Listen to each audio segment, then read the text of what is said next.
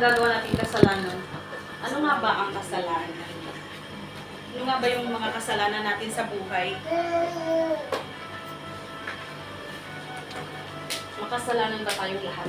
Amen. Amen. Okay. So, ang mga makabuluhang katanungan, ano ang mga sanhi ng kasalanan sa buhay ng tao? So, ano nga ba yung mga sanhi ng kasalanan natin sa buhay? Ano yung mga ginagawa natin? Ito ba ay dahil sa sarili nating kagustuhan? Ito ba ay dahil sa ibang tao? Ano ang maaaring idulot ng kasalanan sa buhay ng tao? So, ano nga ba? Ano ang maaaring idulot ng kasalanan sa buhay ng tao at may magagawa bang tao upang makaligtas sa kasalanan? Siyempre, di ba, may magagawa tayo kung susundin natin. It's our chance, it's our choice. So, it depends on us. Binigyan lang tayo ng chance. So, ang mga sanhi o kadahilanan ng kasalanan ng tao, ang bawat tao ay natutokso pagka nahihila ng sariling masamang pita at nahihikayat. Kung magkagayoy ang kahalayan, kung maipaglihi ay nanganganak ng kasalanan, at ang kasalanan pagka malaki na ay namumunga ng kamatayan. So, paki-open po natin yung Santiago chapter 1 verse 14, please po. Genesis ano po? Santiago chapter 1 verse 14. Makibasa po natin. Natutokso ang tao kapag siya naaakit at nagpapatangay sa kanyang sariling pagnanasa. At ang pagnanasa kapag naitanim sa puso ay nagbubunga ng kasalanan, at ang kasalanan ay sa hustong gulang ay nagbubunga ng kamatayan. So yes, yun na, kung ano yung ginagawa natin, lahat ng yan ay may consequences. So kung gumawa tayo ng mabuti, syempre merong kabayaran, babayaran tayo ni Lord. Kung gumawa tayo ng masama, pagbabayaran natin. Amen. So, ano yung cause ng sin natin? Di ba yung nagiging cause ng sin natin is yung disobedience natin sa book of law. Yun ang nakalagay, yung hindi natin pagiging masunurin. So, yun ang pinaka main cause ng ng sin kasi hindi natin sinusunod. So, ito ay nagdudulot ng kamatayan, di ba? Nagbubunga ng kamatayan sa hustong gulang, sabi. Darating ang panahon. So ngayon, paano tayo makakaligtas? Kailangan natin i-obey yung mga words of the Lord. Let us obey the words of the Lord.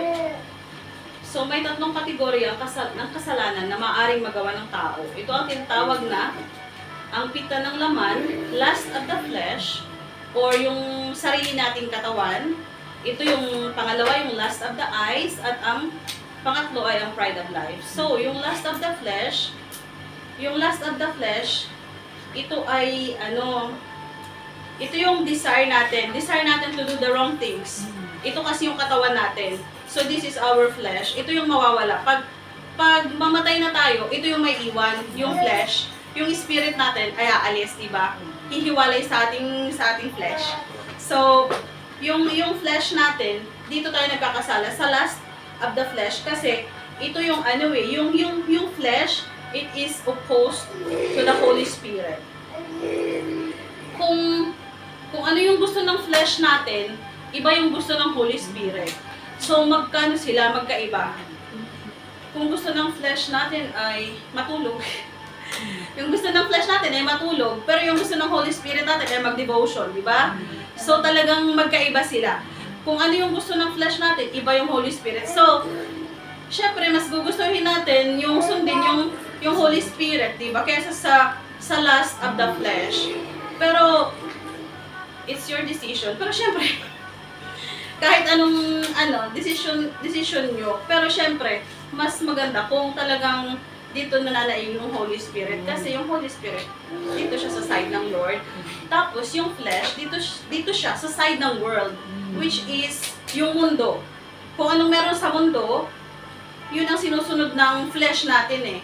At ang mundo is signifies, at ang mundo, yun ang mga ano, yung mundo, wait, yung world, kasi yung glory of the world is the most charming temptation. Alam natin yun, na kung anong maibibigay ng world sa atin, masarap sa pakiramdam kasi na-please tayo doon eh. Everything that you do that displeases God, it signifies the world. Kung ano yung nagdi-displace sa Lord, kung ano yung hindi ikinatutuwa ng Lord, kung ano ang ikinalulungkot niya na ginagawa natin, it signifies the world. So kung ano ginagawa natin sa mundo, yun. Yung lust of the flesh, yun ang ginagawa niya. So, yung flesh, it wants one thing, while the spirit wants another. So, opposed sila, magkaiba sila. Hindi sila pwedeng magka-contradict sila, may contradiction between the two, between these two. Kasi yung lust of the flesh, nagbibigay siya ng satisfaction sa atin eh. Nasa-satisfy niya tayo kung ano yung gusto natin na nagagawa ng flesh natin. Masarap sa pakiramdam. Alam natin na mali, pero ginagawa pa rin natin.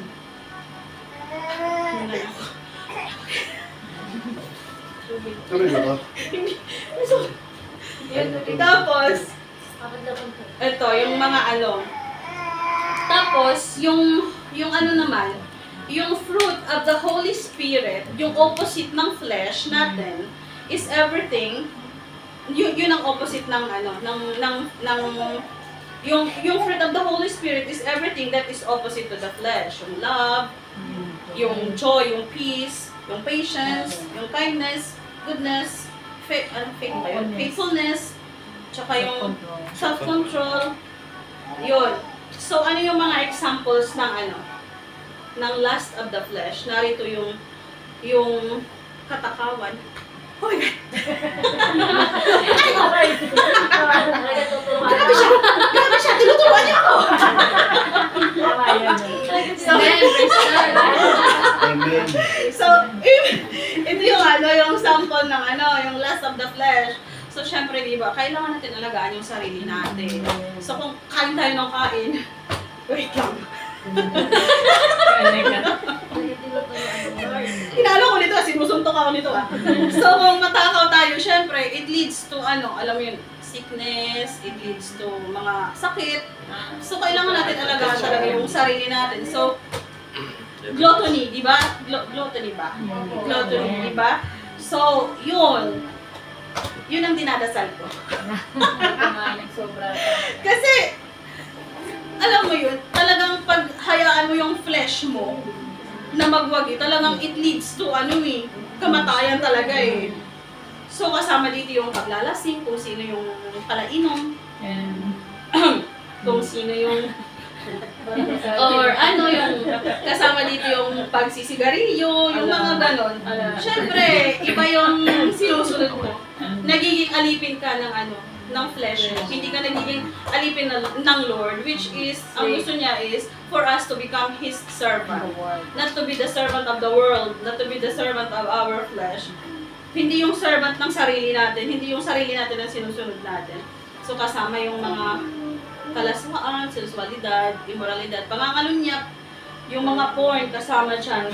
So, basahin natin yung Genesis chapter 3, verse 6.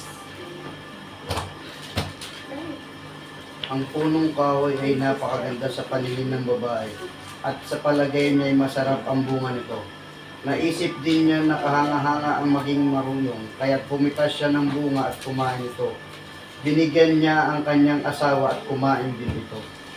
Yes. So, yan yung first example na nakita sa Bible, di ba? Yung ginawa ni Eve, yung ginawa ni Eva. Yung inano niya, sinuway niya yung utos ng Lord na wag gagalawin or wag magtitikman ang puno na yun. Pero ginawa niya is because yung desire ng kanyang flesh, yun ang sinunod niya. Gusto niya yun. So, yun ang kanyang ginawa. Yun ang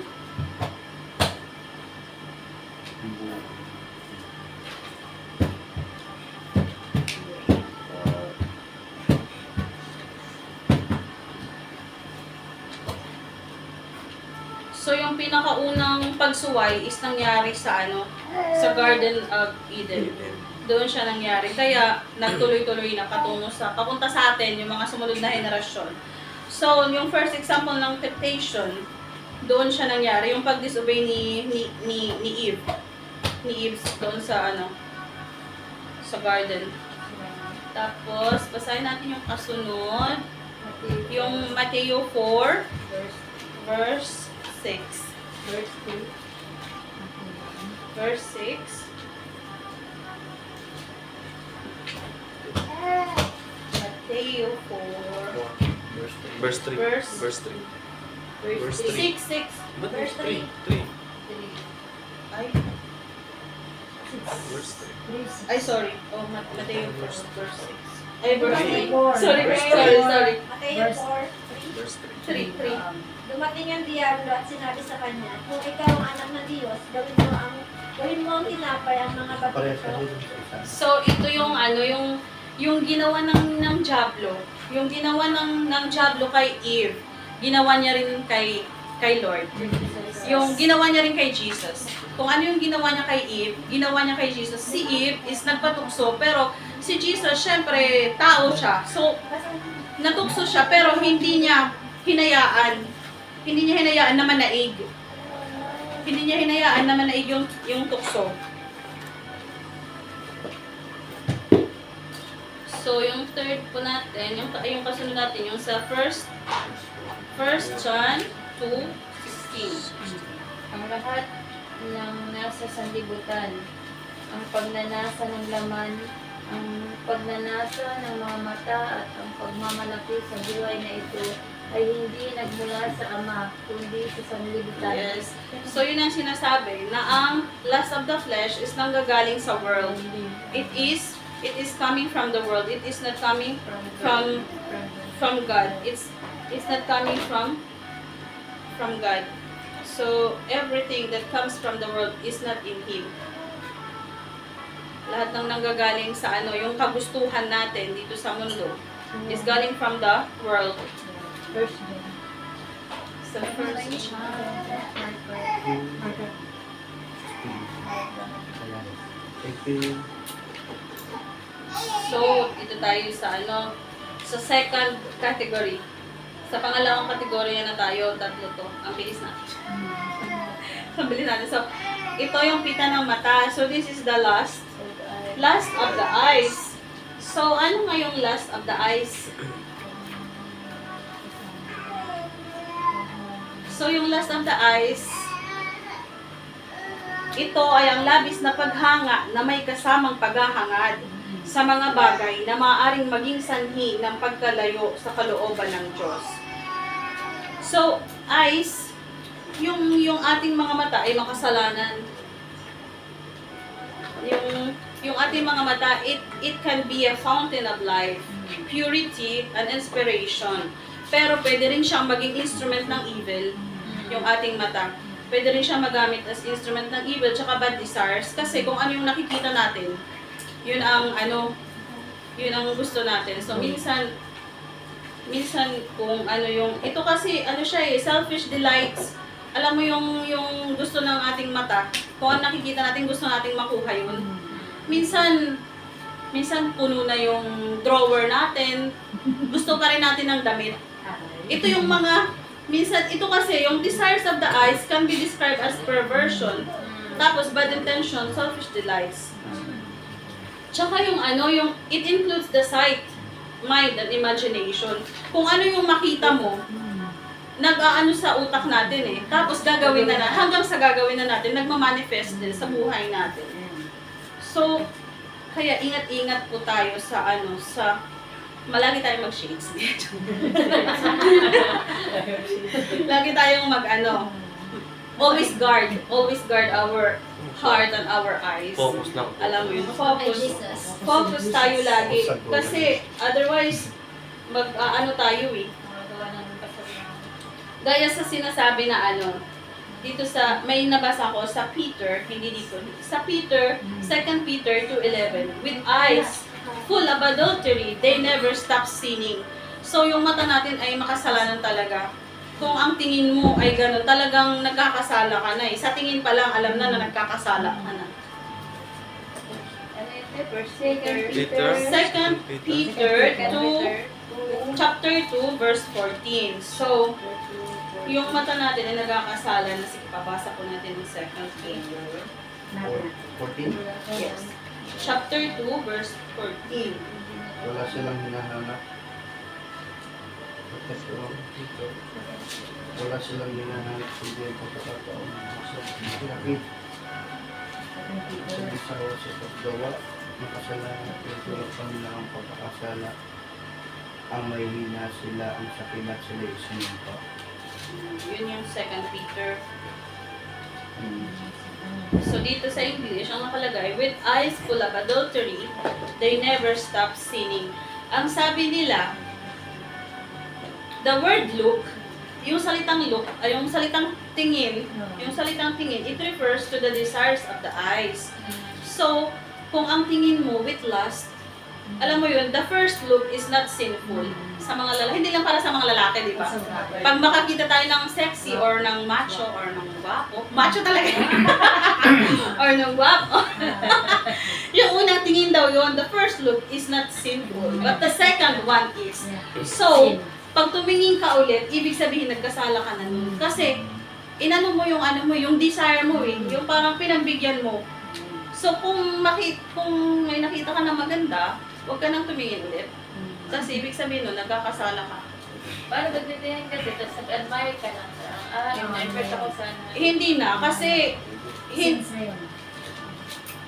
pero depende kasi yun. Depende kung ang ina-admire mo. Kasi yung mata kasi, it can be a fountain of inspiration or a fountain of purity, fountain of life. Pero it can be din, instrument of evil. Alam mo yun, depende sa ano mo, sa nilalaman ng puso mo. Alam mo yun, kung talagang ina-admire mo lang talaga siya. Kasi minsan, yun doon nagsisimula eh. Lalo na kung nagsisimula sa admiration, alam mo yun. Tapos hanggang sa nagbabago na, alam mo yun.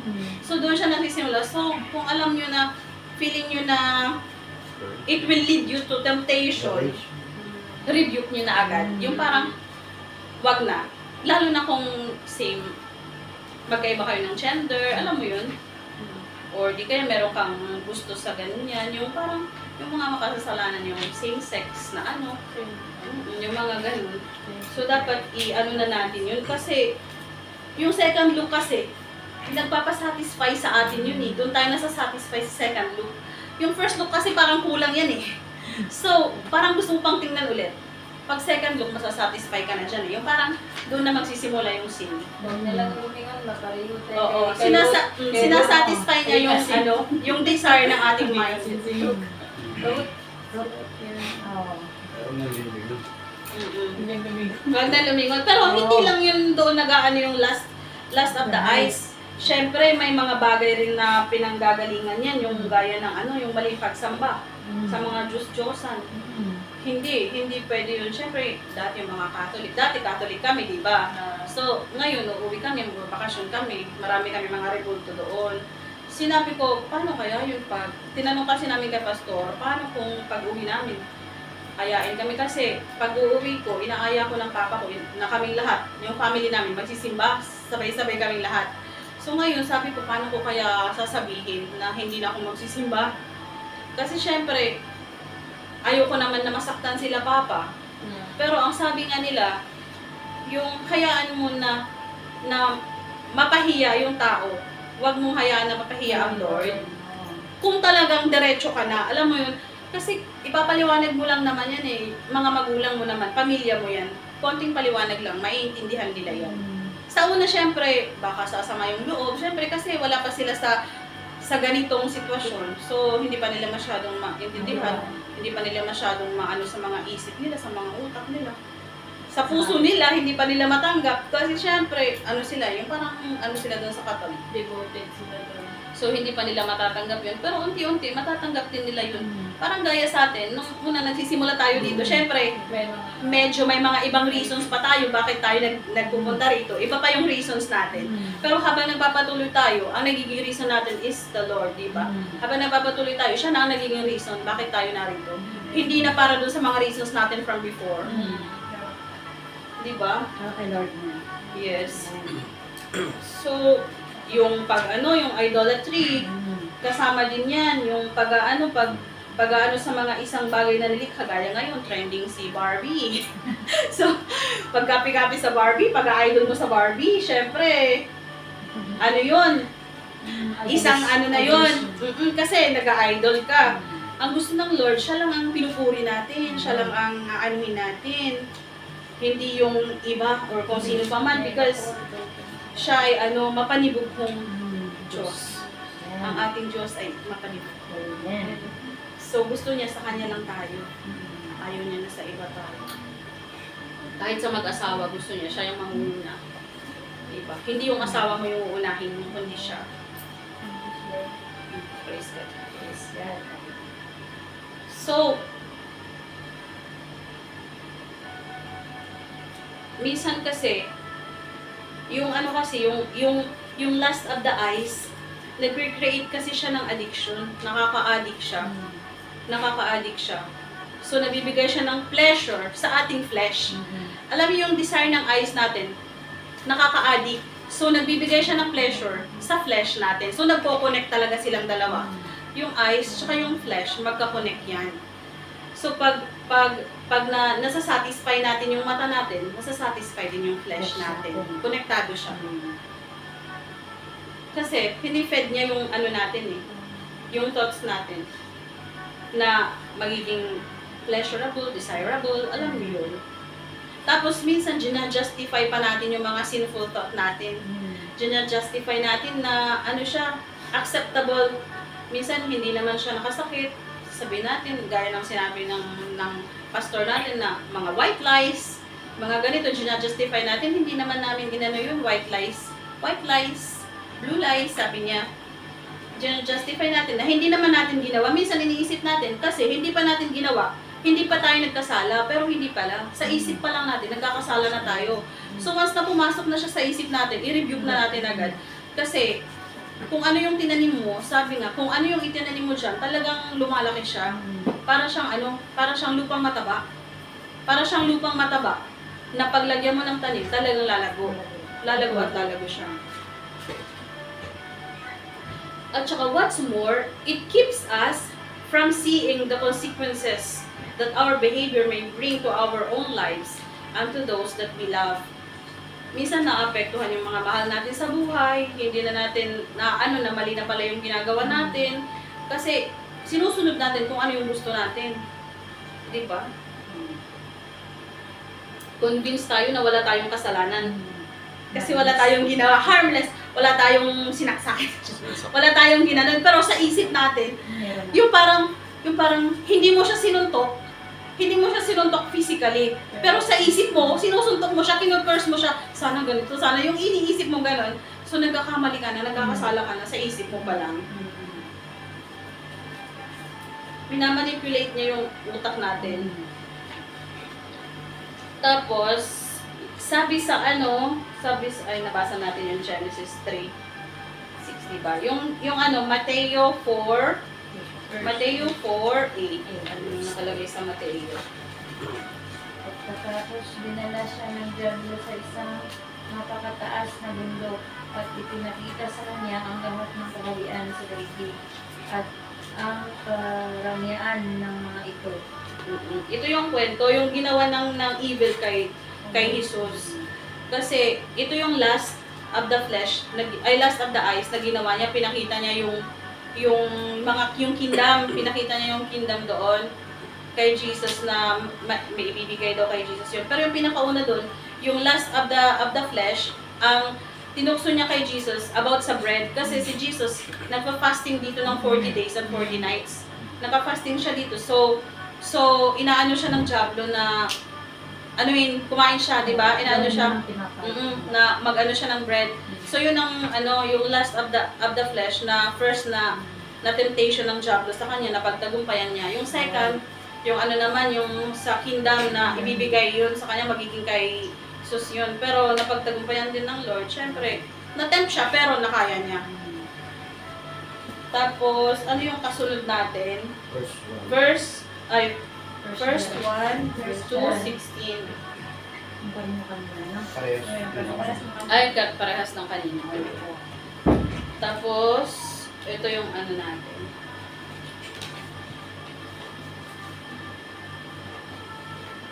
So, yung kasama dito sa mga, sa visual desire natin, nabasa ko na yung perfume, yung gaya ng yung mga memories in the past. Kasalanan siya na iniisip mo yun. Kunwari iniisip mo yung taong yun, na yung mga malaswa na mga bagay, yung ex mo, iniisip mo, yung paano yung nangyari sa inyo, yung mga ganun na bagay, nagkakasala ka na sa ganung pag-iisip lang. Kung paano ang ginagawa nyo ng ex mo, paano yung ginagawa mo nung dati mong boyfriend, nung dati mong asawa, yung mga ganun. Dating boyfriend. Yung dati mong girlfriend, boyfriend, kung iniisip mo yung ganun, kasama siya dito sa visual desire, yung memories in the past. Kasi, sinasatisfy niya yung utak natin. Doon tayo nasasatisfy. Pag minsan iniisip natin yun, parang nasasyahan ka. Or di kaya, kunwari meron kang perfume na naamoy, tapos binibring back ka sa sa past mo. Parang naalala ko si dito sa pabango na to, yung ex ko. Ito yung pabango niya, yung mga gano'n. Kuya! Yung gano'n siya, minamanipulate niya yung mind natin. Tapos example din siya, yung mga sexual relationships, na hindi gusto ng Lord, yung party, hindi niya gusto yon. Yung gamble, pagsusugal. Sabi nila, hindi ka na nagkakasala pag naglalaro ka ng baraha, pag walang pustahan. Pero hindi mo alam, kasalanan na yun kasi wala naman daw pustahan So walang involved na money, pero kasalanan na yun. Naglalaro ka na din. So let's go to ang karangyaan sa buhay. Yung pride, yes. Ito yung vanity of life. The vanity of life.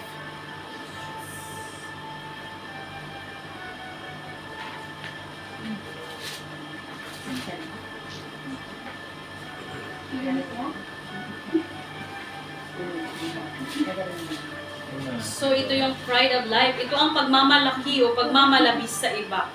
Dahil sa katangiang taglay. This signifies the arrogance. Ito yung arrogance natin. Pride is the illusion. Isa siyang illusion that leads people into superficiality. Nag-aano siya ng na nagbe-base siya sa position, kung anong position meron tayo. Sa pera, sa friends, sa mga gamit na meron tayo, doon siya nagbe-base. Kasi, feeling mo, mas marami kang friends kung ganito yung mo.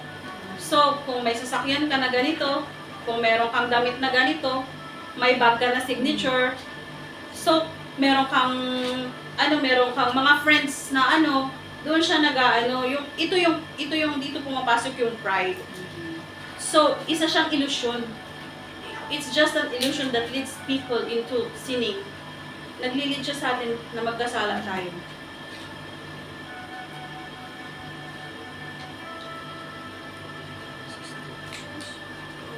Minsan kasi, yung iba, ginagawa nila yun kasi kung ganun yung mga taong nakakasalamuhan nila, so gusto nila magiging ganun din sila. Kasi, yun ang pride. Alam mo yun, kailangan meron ako nito. Kasi meron siyang ganito. So, doon pumapasok yung pride. Pero yung pride, it is connected to the lust of the eyes and lust of the flesh. These three are connected to each other. Kasi, paano mo nasabi na gusto mo meron yun? Siyempre, nakita mo yun eh. Nakita mo, bago ka pa magkaroon ng pride of life, nauna yung lust of the eyes, nakita mo yun. Tapos, Tapos nainggit ka na. Tapos nainggit ka na, doon na. Ah. Dito siya pumapasok. So, gusto mo, yung example dito, when you spend more than you earn, tapos nabubuhay ka sa sa debt, alam mo yung nabubuhay tayo sa mga hiram, even though nag-i-steal na yan sa peace of mind mo. Minsan, may mga tao na ganun, nangungutang, nangihiram para masatisfy nila yung kanilang mga desire. Gusto ko ng ganito, kailangan meron akong ganito, kailangan kong manghiram, kailangan kong makautang kasi kailangan kong bilhin to para masatisfy yung kanilang desire, which is not good kasi ini-steal na ng peace of mind natin. So, hindi tayo nakakatulog kasi maraming nagme-message sa atin. Maraming naniningil sa atin, di ba? So, paano tayo makakatulog ng maayos? Wala tayong peace of mind. Wala tayong hindi tayo nakakatulog ng maayos. Pero hindi ka na-change kasi you don't change because you don't want to pretend. Because you want to pretend that you are rich. Kaya ayaw natin mag-change. Kasi ito yung sinasabi na arrogance, pride of life. Dito yung magiging arrogant, boastful. Ang boasting, nagiging nagyayabang tayo. Yes, nagiging mapagmataas tayo. So you buy designer clothes, expensive mobile, tapos nag-hangout ka sa mga most popular places para may masabi yung ibang tao, ay ganito siya, ganito, di ba? Post So, sa Facebook. tapos, yes, Madatong! yes, kasi iniisip natin na this will lead to think that these things will win people's respect. Akala natin, irerespeto tayo ng tao dahil sa mga bagay na meron tayo. Iniisip natin na rerespetuhin tayo nito dahil meron akong ganito. Pero hindi pala ganun, no?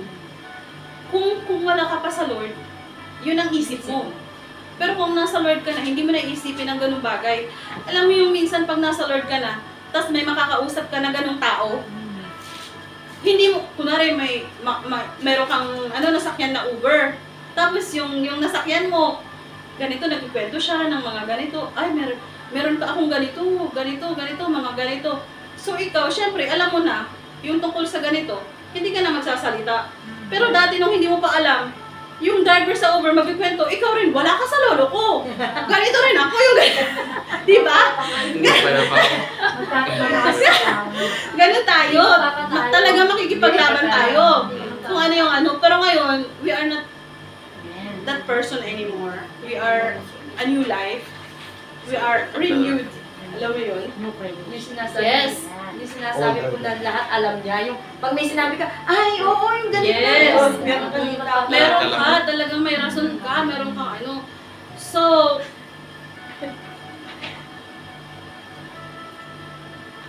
Parang yun yung nagkukwento ka pa lang kasi siya namin. Hindi ka na nakapagsalita kasi tinapos na yun. Tatayin ka na lang. kasi akala natin, mawiwin natin yung respect ng ibang tao. Pag meron tayong mga bagay na ganun, pag malaman nila na ganun, akala natin, makukuha natin yung loob nila, irerespeto nila tayo. Pero, it is God, not the money that will give us respect and authority. So, it is the Lord. Siya lang ang magiging dahilan kung bakit tayo irerespeto. Diba? It's not because of the money, it's not because the possessions that we have. So, hindi dahil doon, hindi dahil meron kang better position, hindi dahil ganon, ay makakagain ka na ng respect. Meron kang magandang ganon, pero iba yung ugali mo. So, paano mo magiging ng respect? Yun ang sinasabi na, learn to respect others para ganon din ang matanggap mo. So, di ba?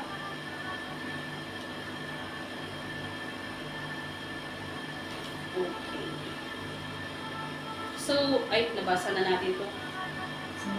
Sa Mateo 4, 6. Yes. Sa Mateo 4, verse 6.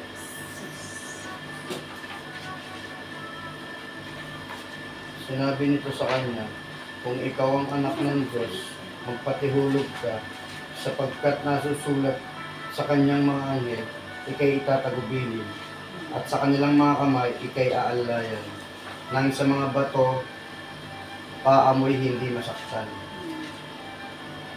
Yes. So, ganun na yun.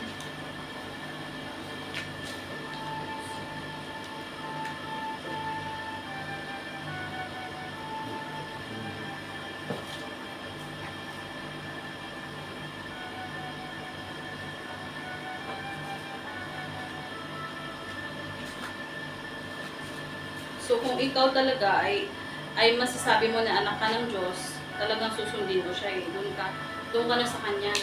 Susunod ka na sa Holy Spirit. Hahayaan mo na ang Holy Spirit mag-lead sa'yo.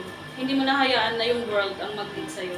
Hindi mo na hayaan na yung mga makabundong bagay, yung mga worldly, kahit yung mga pagsasalita ng mga masasama, yung mga mura na akala natin ay normal lang, nagiging expression na lang ng iba. Pero praise God, hindi tayo lumaki ng ganun. Hindi tayo pinalaki ng mga magulang natin. Binago na tayo. Binago na tayo. So, paano tayo naapektuhan? Paano tayo nagkakasala, di ba? Paano tayo mga dulot ng kasalanan sa buhay? Ito ay nagdudulot ng pagkawalay sa Diyos. Paano tayo nagkakasala? Paano tayo napupunta doon? So, ang nakaka-affect kasi sa atin, yung hindi lang dahil sa nakaka-affect din natin yung mga nakikita natin sa media, yung mga napapanood natin, napaparinggan natin sa radyo, sa television. Kasi yun ang na-adapt natin na lifestyle. Kung ano yung nakikita natin, nakikitrend tayo. Nakikitrend tayo kung ano yung meron. So nagiging K-pop na kayo. Naging kami. Grabe siya. Hindi. Susunod. So, di ba? So, maapektuhan talaga tayo kung we will let the world affect us. Di ba? Kahit pala yung pagjo-joke, yung mga dirty jokes, it's a sin, hindi pala maganda yun. Yung mag-joke ka ng mga dirty jokes, akala natin ay ano lang yan, joke lang naman yun. Naku, kailang. Hindi pala pwede yun. Kasalanan na pala yun yung mga dirty jokes. Yung mga comments ng mga bastos na hindi naman, yung parang feeling natin, ay comment lang naman yun, hindi naman totoo yun. Kasalanan na siya. Tapos kung ina-accept ka sa invitation or sa party, may inuman, may anuhan, di ba? Yung i-invite ka sa ganun, tapos hindi ka nag-refuse, nagkasala ka kasi pinagbigyan mo. Yung ganun, sabihin mo last na to, di ba? So, Lagi na ng class. Lagi na ng class. Sabi ko, sa akin ka tumingin mo. Basahin niyo po yung yung Ephesians 5 verse 4, yung dirty jokes na sinasabi ng mga tubig. Huwag kayong magsalita ng mga walang, makabuluhang mga bagay. Mga salitang hindi, Hindi Ephesians nakakaisa. 5 verse 4 po. Basahin niyo po para maliwanagan po tayo. Kasi yun po yun yung mga pabirong nag-aano lang, yung Ano yun? pa-joke lang. PS5. 5 verse 4. 5 verse 4 yan. Oh. Basahin mo kuya. Huwag din kayong gagamit ng anumang malaswa o walang kabuluhang pananalita at pagbibirong di nararapat. Sa halip, magpasalamat kayo sa Diyos. May verse din ako kay Ate Rubina, no, ate. Nasabi yung akit ka naman mag-invite sa'yo. Nandito din sa Kaliban, sa verse 1 verse 10. Aking anak, sakaling maakitin ka ng mga makasalanan, huwag kang papayag, gabihan mo sila. Nandito Di din ba? sa Kasi Kawikaan 1 verse 10. nagkakasala ka na. Parang gaya lang din yung hindi ko alam kung ano yung verse kasi doon sa verse na yun ang nakalagay, kung ikaw ay maging dahilan ng pagkakasala ng iyong kapatid. Kapisuran mo. Oo, kung ikaw ay maging dahilan ng pagkakasala ng iyong kapatid, parang mainam pa na ikaw ay Lagyan ng na ka sa giling, ano ba, yung parang ganun, kung nagiging dahilan ka ng pagkakasala, parang gaya sa'yo. ng kapwa mo. Hindi parang gaya sa'yo, Daddy. Naalala mo yun, dati kung nagbabakasyon ka, ang dami nang binibili mo ng mga sigarilyo, Kinukwento ko. nagbibili ka ng alak para sa mga friends mo. Kasi alam. So, hindi mo alam na kasalanan pala yun. Kasi, nililid mo sila. Alam mo yung dinidiligan mo pa. Ano ba Akala tawag mo, nun? nagbibigay ka ng Yeah, blessing. kinukonsinti mo sila. Akala mo nagsishare ka ng Akala blessing mo kasi nagsishare galing ka ka. ng abroad, doon. Dinadagdagan mo pa yung iniinom nila. kasalanan nila. Hindi mo pala, no? Hindi mo alam, kasalanan pala yun. Kunwari, may yung mga nakisuyo ka dun sa inyo. Tapos, ang bigay mo ay sigarilyo. Ito, sigarilyo. Sa sa ginawa mo. Kasalanan pala yun kasi nag-lead sa sa kasalanan ng kapatid mo. Nag-lead sa kasalanan ng taong yun. So, nagkakasala ka na. Kinukonsinti mo. Kinukonsinti mo siya. Di ba? Kalain mo yun. Kaya regalo niyo na nga Tinutulak mo pa. Iregalo mo na lang. Bili na lang ng pagkain. Colgate, Pagkain na lang. Mga ganun na lang. toothbrush, Salusalo na lang. Ano yung parang Lahat yan ang tayo. Budol ka. Kakain mo lang. kumain na lang.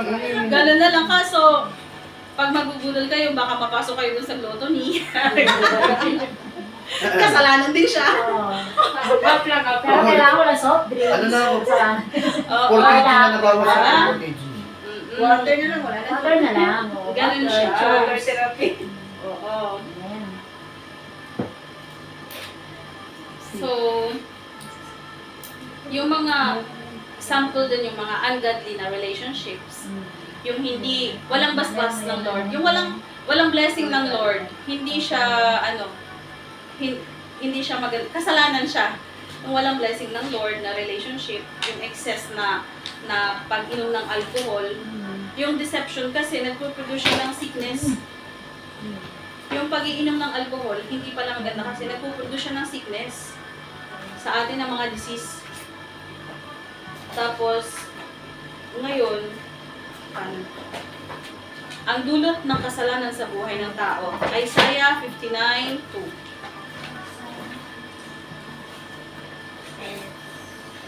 Ang masasamang ninyong gawa ang dahilan ng pagkakawalay sa Diyos. Nagkasala kayo kaya hindi niyo siya nakikita at hindi niya kayo naririnig. Yes. So, ang pinapagtiwala ng inyong mga kasalanan, dami mga kasalanan na Diyos na sa kanyang mga kasalanan.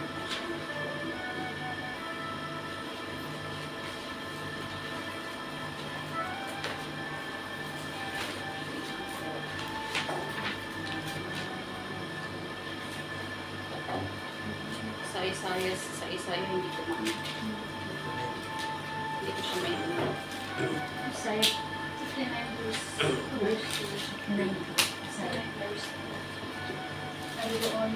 Your iniquities have separated you from God, and your sin have hidden His face away from you so that He cannot hear you. Sabi sa English po yun. Ang kasalanan lang makakapagwala sa ating Panginoon. O kung nagkakasala po tayo, hindi po tayo makalapit sa ating Panginoon. Po. Ang kasalanan po ang nakakapaghiwalay sa atin. Tulad po nung naalala niyo po yung istorya nila Eva at Adan, iba po.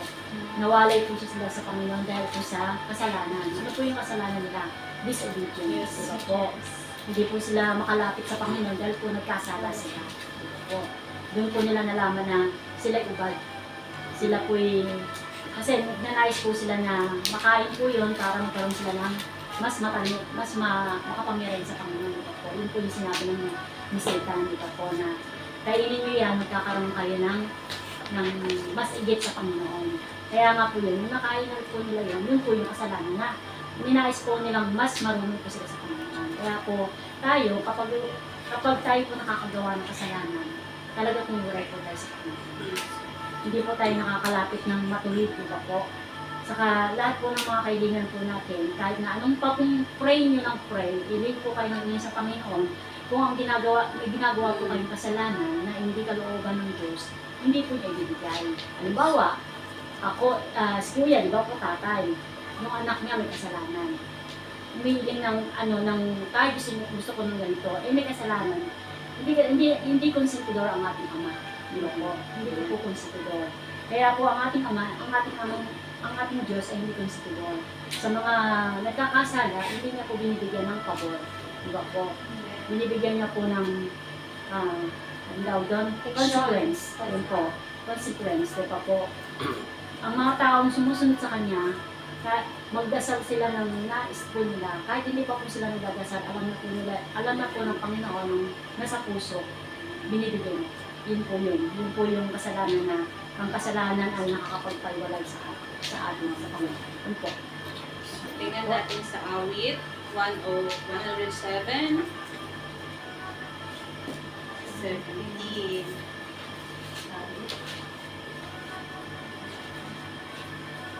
Mahaba yung awit, no? Verse of niya 30, 150. 130. Siya. 150. Dami naman. Opo. Awit, 107, verse 17. May nagkasakit, May nangasakit. dito. Nangagkasakit. Nagkasakit dahil sa kanilang likong pamumuhay. Dahil sa pagsuway, ang dinanas nila ay mga kahirapan. Yes, yung paghihirap po natin. Dahil din po yung sa sa pagsuway natin sa Lord. Yung parang yun ang nagiging consequences ng ating mga masamang gawain. Yung parang naano siya, yung nasabi kasi ni Pastor nung dati, na parang nagiging siya, yung mga sakit pala na yun, yung parang namamana natin, napupunta sa kasunod. Hindi pala yun sinasabi na sa hereditary, sa genes, hindi pala yun dahil sa genes, sa hereditary. Yun pala ay kasalanan Dahil sa kasalanan. na napunta sa kanila kasi dahil sinabi ng Lord doon sa kay kay sino ba yun yung hari? Si King, yung king nang nagkasala siya ng King David na magiging threefolds yung magiging yung niya yung kanyang yung kanyang pagbabayaran niya. ng mga anak. So yung mga kasalanan natin napupunta sa mga kasunod natin. Kaya at napupunta siya kaya pala tayo nagkakaroon ng mga sakit dahil pala doon, hindi pala dahil sa genes. Yung parang hindi pala dahil sa genes, dahil pala yun sa mga sakit. Yung pala yung sinasabi ng Lord na pagbabayaran ng mga susunod sa inyo ng 3 henerasyon. So 3 henerasyon siya. Exodus 20, sabi doon, ang kasalanan ng magulang ay sinisingil ko sa kanyang anak, sa mga kaapu-apuhan, hanggang sa ika-4 na salinahin. 4 siya hanggang sa 4 generations, hanggang sa 4 na henerasyon. So doon siya napupunta sa ating mga kasunod. So Exodus 20. let's decide. Actually po, yung kasalanan din po, hindi rin po din doon sa mga ninuno natin. Minsan din sa sarili natin. Opo. Alam mo ba na sabi dito, ito po yung sabi dito sa Psalms 139 verse, verse 7, 107,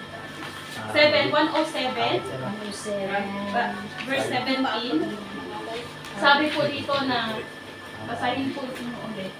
Sabi po, sa ibang lingwahe po to, sabi dito, yung kasalanan natin. May po ito, consequences. Hindi nyo ba napapansin kapag may sakit kayo, paulit-ulit na lang? Yun po yung sanhi ng kasalanan natin. Sabi nga, di ba, minsan din ang mga sakit natin hindi natatanggal dahil sa kasalanan natin. Yun po yun. So, ibig sabihin, hindi lang po sa ninuno natin, minsan din sa sarili natin. Kasi tayo yun din yung gumagawa eh. May mga consequences po yun. Yung kasalanan natin, siya, nagmamanifest sa katawan natin, kaya hindi siya matatanggal. Paulit-ulit naman. Pati po yung ating kahirapan.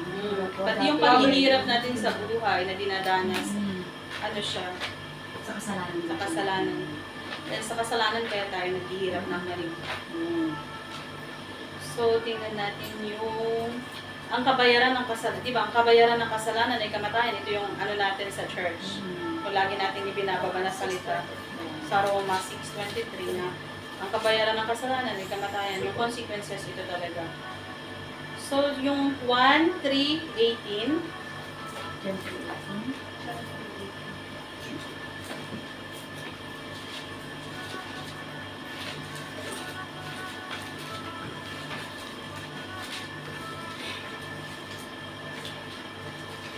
Kailan po, please na, tulog na.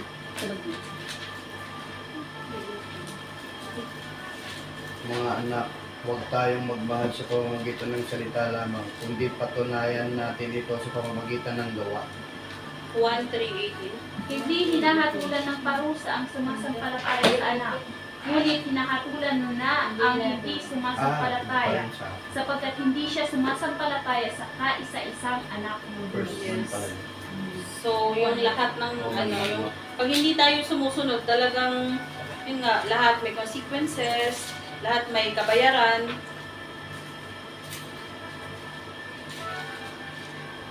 Kasi pag sumusunod ka, bakit ka bibigyan kung sumusunod ka, bakit ka bibigyan ng ng punishment, di ba? Kung sumusunod ka naman. So talagang para sa mga hindi sumusunod, kaya tayo napapunish. Parang gaya lang sa school, yung mga bata tayo, pag hindi tayo sumunod sa teacher, talagang napapunish tayo. May pinot. Yes, talagang napipinot tayo, may patpat yung teacher natin dahil sa mga ano natin. Gaya din sa Lord, pag hindi tayo sumasampalataya, or hindi totoo, or Hindi po tayo minsan. minsan binibigyan tayo ng anong tawag dito,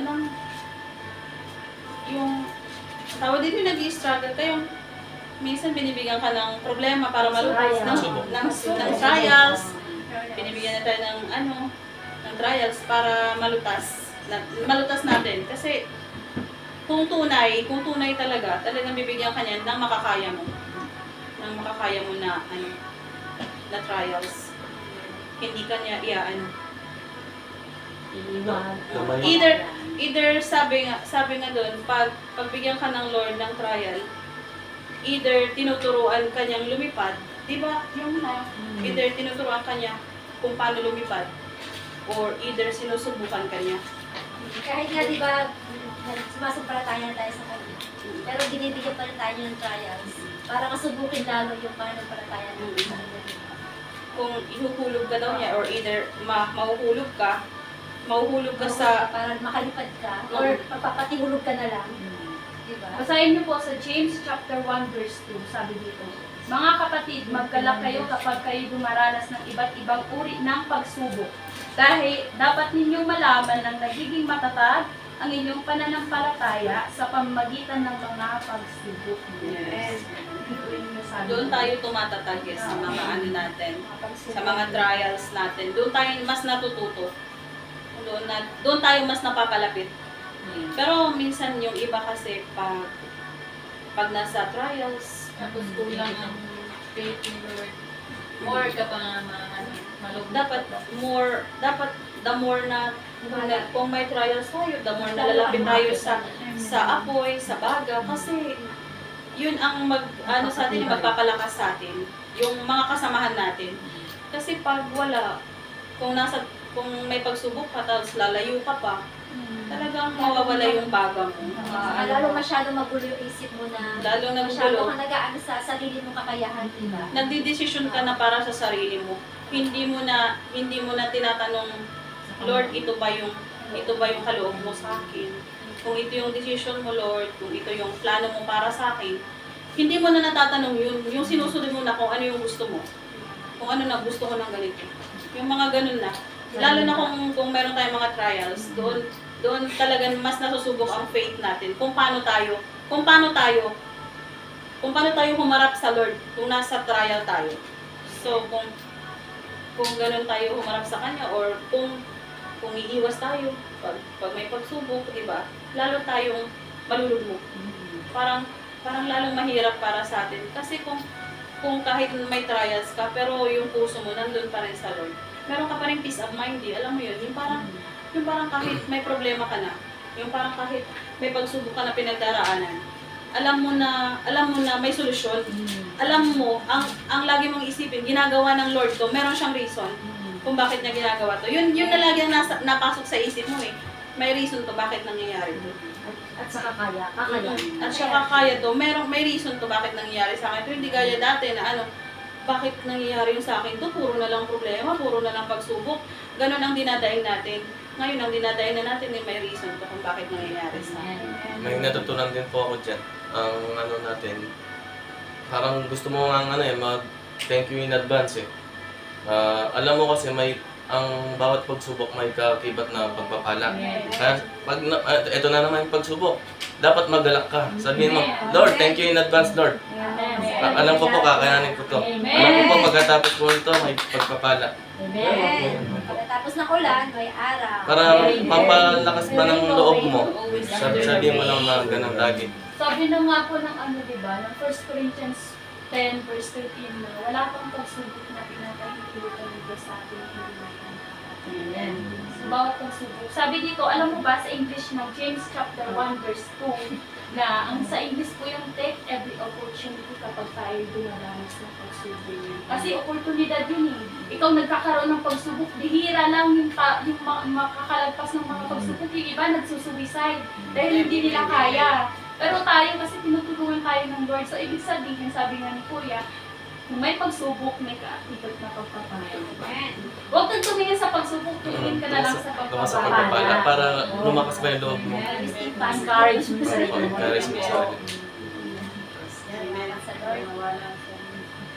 So, dito na tayo sa sa Mateo 25, 46, diba? Sa Mateo, open natin yung Mateo, chapter 25.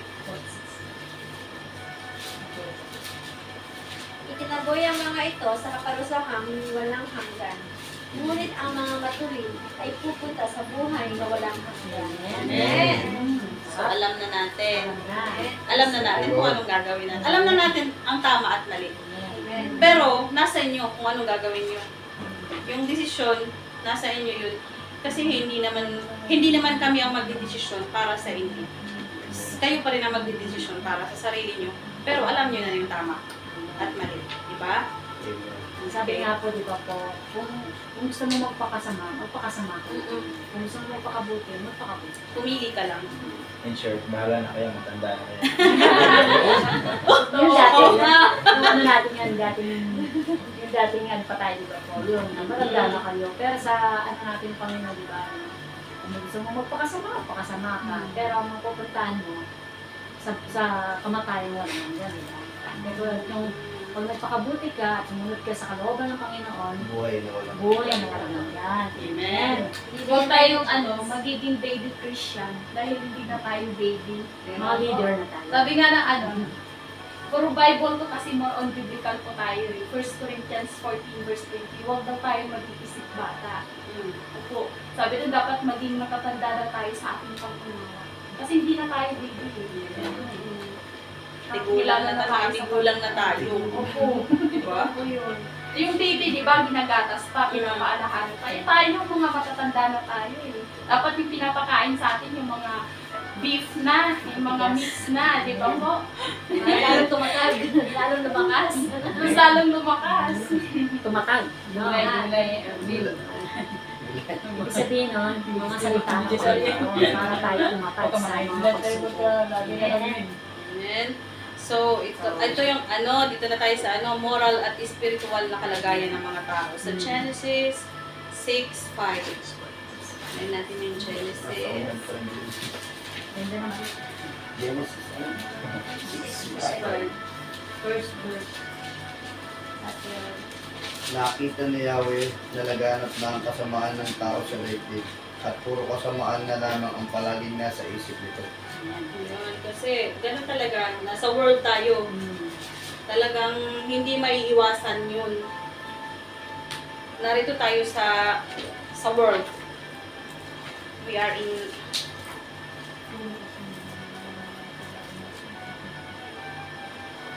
yung decision nasa iyo, sabi nga dito, what you decide on will be done.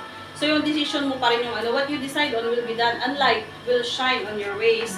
So kung ang decision mo talaga ay magpunta dito sa light, talagang the light will shine on your ways. Pero kung ang decision mo ay magpunta ka dito sa dark, so syempre darken your ways.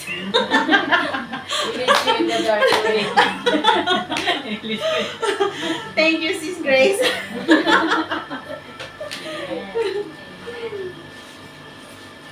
Dito tayo sa Galatians 3:22. Galatia.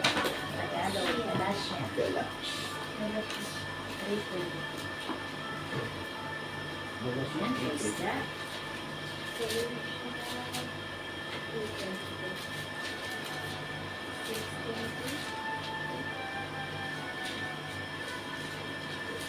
Hindi ka. 3:22. Ngunit ayon sa kasulatan, ang lahat ng tao ay alipin ng kasalanan. Kaya ang ipinako ng Diyos ay matatanggap sa pamamagitan ng pananalig kay Jesucristo na ibinigay sa lahat ng sumasampalataya. Amen. So, lahat tayo ay alipin. We are all sinners. Walang malinis. Walang malinis sa atin. Lahat tayo ay madumi. Kahit narito na tayo, kahit nasa level na tayo na, kahit yung mga pastors natin, talagang may nangyayari pa rin na nagkakasala sila. Siyempre, tao lang. Tao lang tayo. Darating tayo sa ano na yun. Pero at least yung importante doon, nare-review tayo agad. Alam na natin yun. Alam na natin. Nare-review tayo, talagang may conviction na lagi. Dati, yung review, hindi ko alam anong ibig sabihin. Ayaw. Siyempre, nung una pa lang, nung nagsimula dito, ano yung pinagsasabi na review? Ano yung review? Ano yung conviction? Ang alam ko lang, makukonvict ka, yung mga nakukulong. Yun lang ang alam ko. Sabi ko, yung mga convict, mga ex-convict yan, yung mga ganun. Yung conviction, di ka alam yung conviction na sinasabi nila. Siyempre, hindi pa natin alam yung Bible. Wala tayong alam. Hindi ko nga alam yung ano, yung okay, hanapin nyo yung ano, yung Efeso, ganito, chapter, ganito. Hindi ko alam saan ako mag-ano, saan ako magsisimula, talagang hindi ko alam. Hindi ko alam dati, pinagaluhan pa namin yung ano, yung verse na pinapamemorize sa amin. Yung ano, versikulo. Ano yung versikulo? Kapitulo, sabi niya, kapitulo. Kapitulo, ano, sabi ko, babe, hindi yata yung kapitulo, versikulo yata yun, yung verse kasi. Alam ko, verse. Kami niya, kapitulo 1, yung, sabi ko, ano kapitulo? Hindi kasi sa amin magkakabarkada, nag-joke sila ng ganon. Kapitulo ka na ano sa isip ko, yun na lumabas tuloy. Ang versikulo po kasi, yun yung verse. Ang kapitulo, yun yung chapter niya. Oo, di ba? Kapitulo. Ganun pala siya. Malalim eh. Yung memorize story, malalim na Tagalog eh. Di ba? Ganun sa Pampanga, yung mga Kapampangan, mga ganun din. Bisaya. Ano tawag mga Bisaya? Ganun. Dati Paano, nung Grace? magsisimba ka kasi dati, hindi mo alam. Uuwi ka ng ano, wala kang alam. Basta nagsimba ka lang. Yung parang, Ang dami mong alam. uwi ka ng walang alam. Iniisip mo lang kung sa'yo kakain after. Tsaka di mo siya naisa sa buhay ba, no? Nakikinig lang tayo. Tinig lang. Iba siya. Tapos Iba. Tapos ginagawang biro, pero pinagtatawanan paglabas.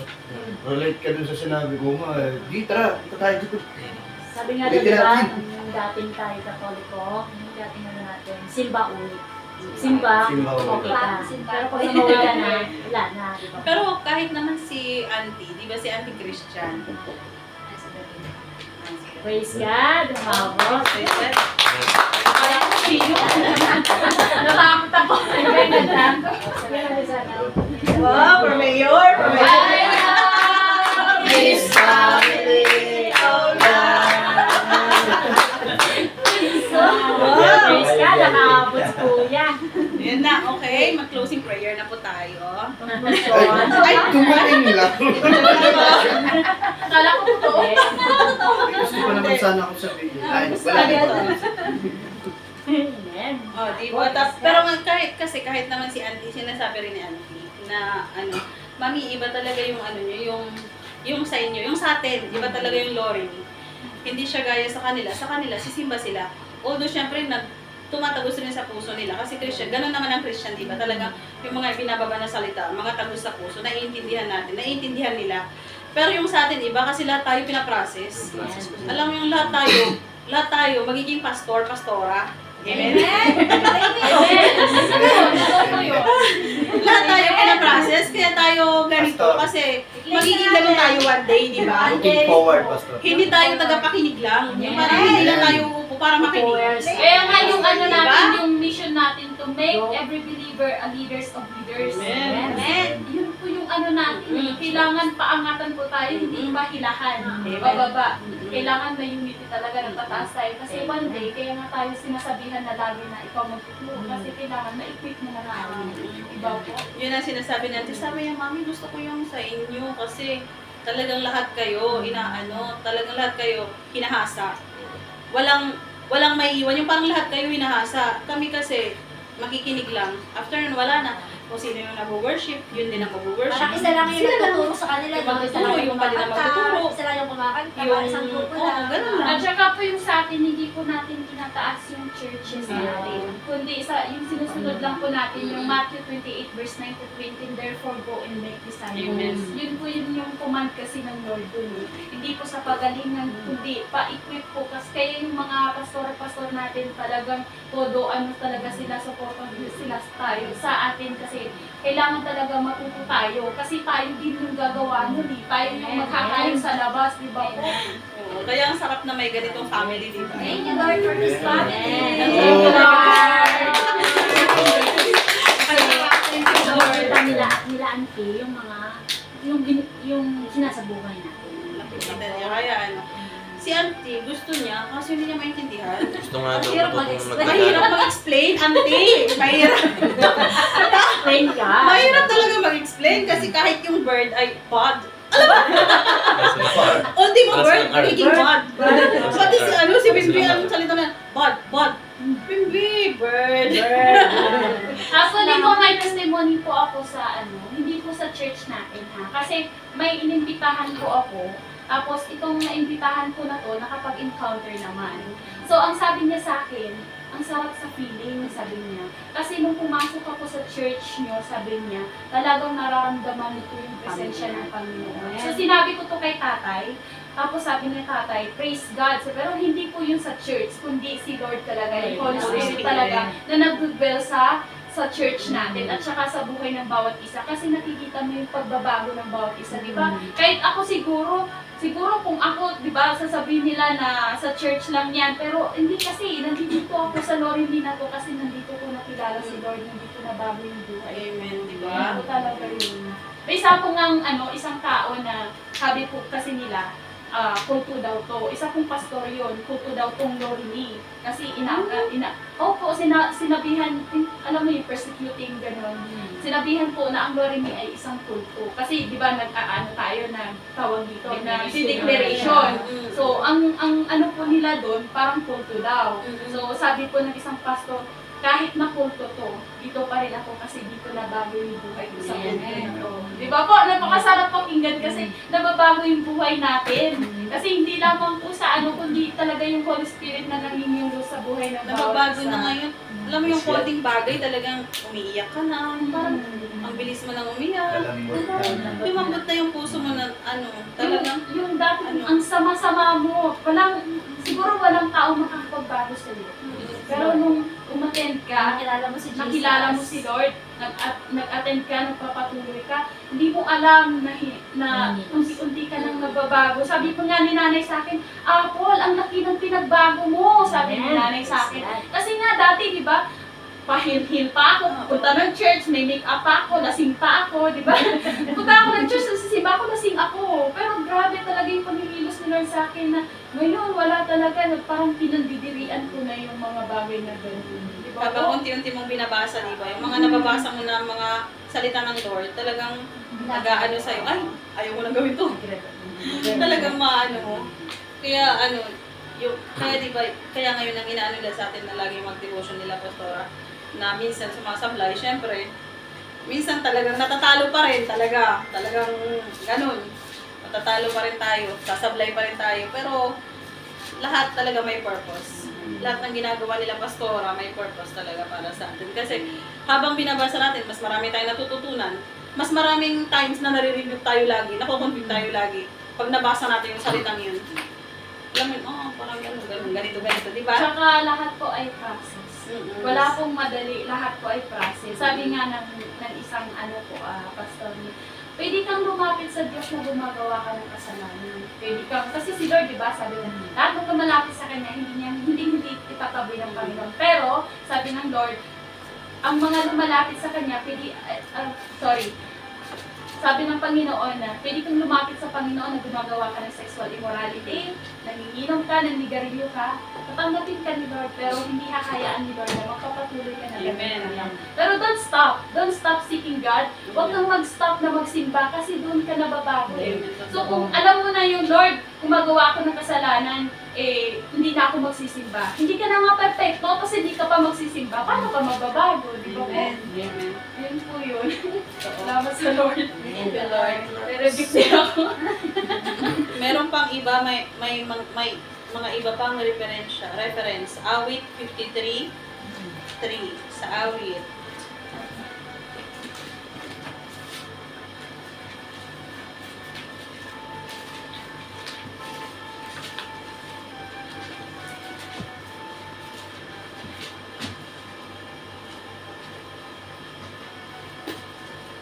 Sinabitan.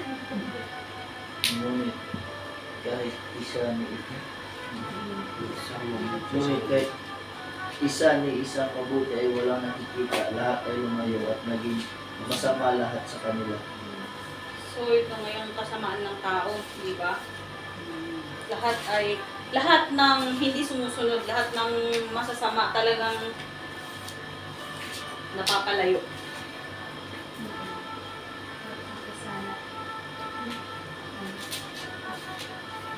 Sino may isi-share? Kasi hindi ko ano yung ano. Sabi po dito, ngunit kahit isa ni isang mabuti ay walang nakita, lahat ay lumayo at naging masama lahat sa kanila. Ang kalaki po nito, kaiba po nito, in Romans 3 verse 10 to 23, lahat ay nagkasala at walang nakaabot sa kaluwalhatian ng Panginoon. We're all sinners. Sabi po dito, lahat po ay lumayo. Basahin niyo po ang Romans 3 verse 11.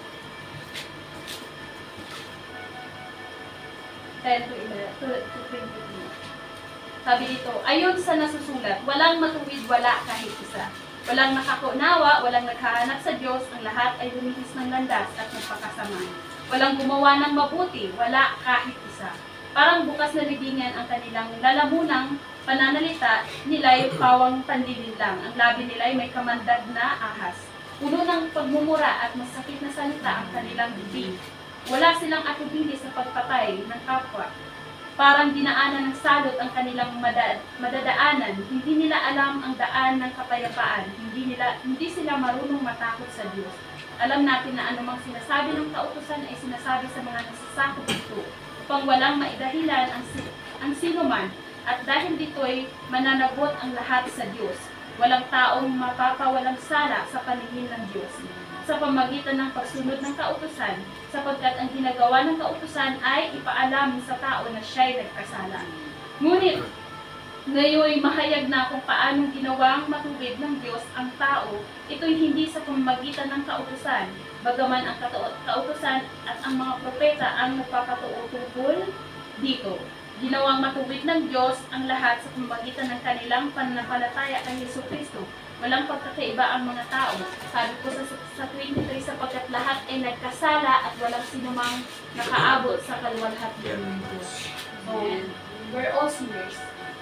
Ano pong pagkakaiba natin kapag tayo? Pero ang kagandahan po kasi sa atin, kasi kapag nagkamali po tayo, marunong tayo humingi ng kapatawaran sa Panginoon. Kasi we know that we are still living on the flesh. Pero wag po nating hahayaan yung pagkakamali na yun sinasadya.